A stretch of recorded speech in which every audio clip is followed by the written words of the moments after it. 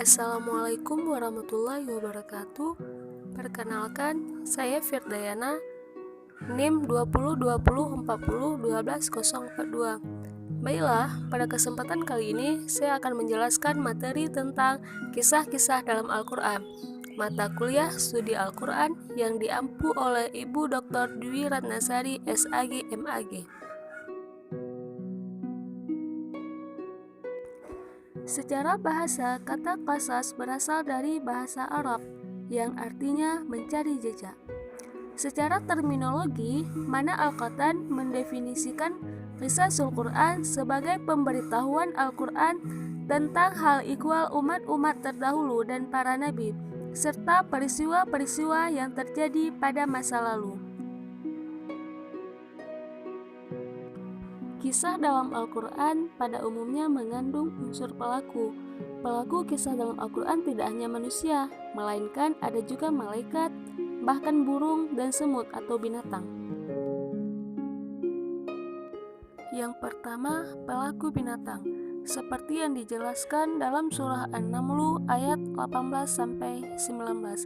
Yang kedua, malaikat, seperti yang dijelaskan dalam surah Hud ayat 69-83. Kemudian ada pelaku jin, seperti yang dijelaskan dalam surah Saba ayat 12. Dan yang terakhir ada pelakunya manusia, seperti yang dijelaskan dalam surah Luqman ayat 12-13. Macam-macam kisah dalam Al-Quran. Kisah dalam Al-Quran terbagi menjadi dua. Yang pertama, kisah ditinjau dari segi waktu. Dan yang kedua, kisah ditinjau dari segi materi.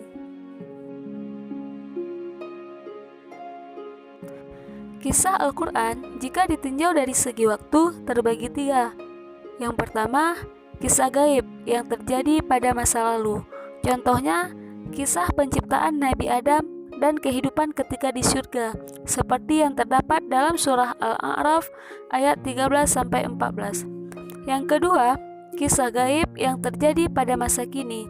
Contohnya, kisah tentang turunnya malaikat pada malam Lailatul Qadar, sebagaimana yang dijelaskan dalam surah Al-Qadar ayat 1-5. Yang ketiga, kisah gaib yang terjadi pada masa yang akan datang. Contohnya, kisah tentang akan datangnya hari kiamat, seperti yang dijelaskan dalam surah Al-Qari'ah, Al-Zalzalah, dan surah-surah lainnya. Jika ditinjau dari segi materi, kisah Al-Quran juga terbagi menjadi tiga, yaitu yang pertama, kisah para nabi, yaitu yang membahas tentang tahapan dan perkembangan dakwahnya, berbagai mukjizat yang memperkuat dakwahnya, sikap orang-orang yang memusuhinya, dan akibat-akibat yang diterima oleh orang-orang yang mempercayainya dan yang mendustakannya. Contohnya, kisah Nabi Nuh yang terdapat dalam surah Hud ayat 25-49. Yang kedua, kisah yang terjadi pada masa lampau tentang orang-orang tertentu. Contohnya, kisah Ashabul Kahfi yang terdapat dalam surah Al-Kahfi ayat 9-26. Yang ketiga, kisah yang berpautan dengan peristiwa yang terjadi pada zaman Rasulullah SAW.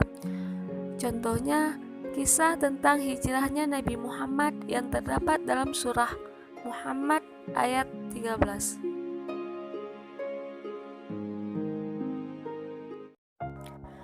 Karakteristik kisah dalam Al-Quran.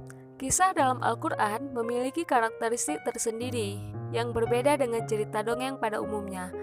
Karakteristik kisah Al-Quran adalah sebagai berikut.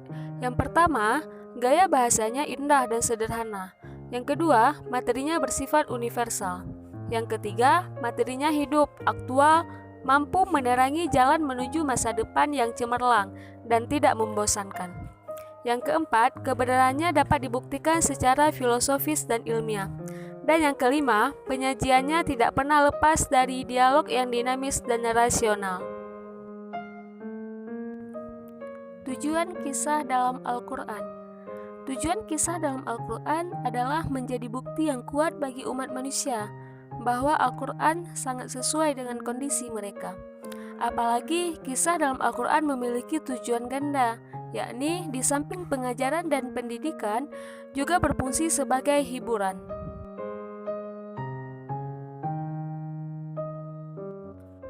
Contoh ayat Al-Quran yang mengandung kisah. Bismillahirrahmanirrahim. Walaqad atayna Luqmanal hikmata an ishkur lillah. Wa man yashkur fa innama yashkuru li nafsihi. Wa man kafara fa innallaha ghaniyyun hamid. Wa idh qala Luqmanu libnihi wa huwa ya'idhuhu ya bunayya la tusyrik billah inna syirka la dhulmun 'adzim. Yang artinya, sesungguhnya telah kami berikan hikmat kepada Luqman, yaitu bersyukur kepada Allah. Dan barang siapa yang bersyukur kepada Allah, maka sesungguhnya ia bersyukur untuk dirinya sendiri. Dan barang siapa yang tidak bersyukur, maka sesungguhnya Allah Maha Kaya lagi Maha Terpuji. Dan ingatlah ketika Luqman berkata kepada anaknya di waktu ia memberi pelajaran kepadanya, "Hai anakku, janganlah kamu mempersekutukan Allah. Sesungguhnya mempersekutukan Allah adalah benar-benar kedzaliman yang besar." Nilai pendidikan dalam kisah Al-Quran. Dalam pendidikan Islam, kisah dalam Al-Quran mempunyai nilai edukatif yang sangat berharga dalam proses penanaman nilai-nilai ajaran Islam. Di antara fungsi edukatif kisah Al-Quran adalah dapat dijadikan bahan pelajaran dan sekaligus menjadi metode pembelajaran. Hanya inilah yang dapat saya sampaikan, lebih dan kurang saya mohon maaf. Semoga dapat bermanfaat bagi kita semua. Akhirul kalam, Assalamualaikum warahmatullahi wabarakatuh.